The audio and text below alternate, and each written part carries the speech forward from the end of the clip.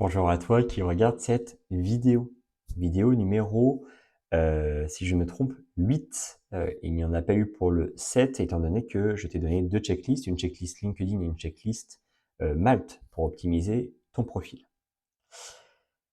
Aujourd'hui, on va parler rédaction de post et branding. L'importance du branding et, par la force des choses, de la rédaction de post.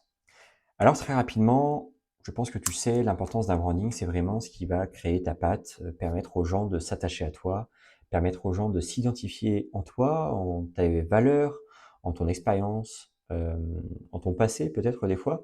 Et puis surtout, la notion importante, c'est dans la situation du moment présent.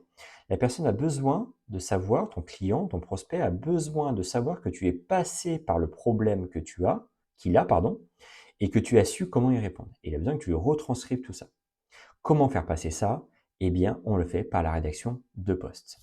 Alors c'est pareil, je ne vais pas te donner des structures, je ne vais pas te donner de tips magiques parce qu'il n'y en a pas, tout simplement. Il y a énormément de variables à prendre en compte. Par contre, si tu es aux prémices de la rédaction de posts, je t'encouragerais à t'intéresser à une méthode qui est euh, l'une des plus connues en tout cas, qui est la méthode PASS. Qu'est-ce que dit la méthode PASS? Eh bien, c'est un problème, agitation, solution. On cible le problème de notre cible. Tu n'as pas assez de visibilité sur LinkedIn. Agitation, et en plus tu perds ton énergie dans cela tous les jours. Solution, je te montre comment faire des posts avec ma méthode qui a fonctionné pour 50 clients depuis 2 ans. Voilà.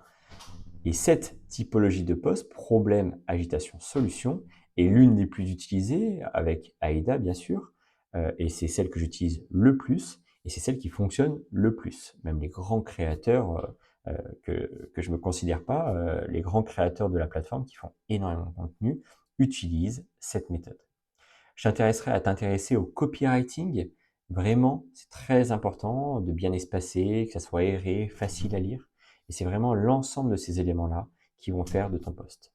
Et s'il y avait bien un tips que je pourrais te donner sur la création de post, c'est sois toi-même. Apporte de la valeur à ta cible, sois toi-même. Et là, tu conjugueras le branding et la création de contenu. Voilà, c'était tout pour ce tips. On se rejoint sur un prochain petit tips, module. N'hésite surtout pas à venir me parler si tu as besoin.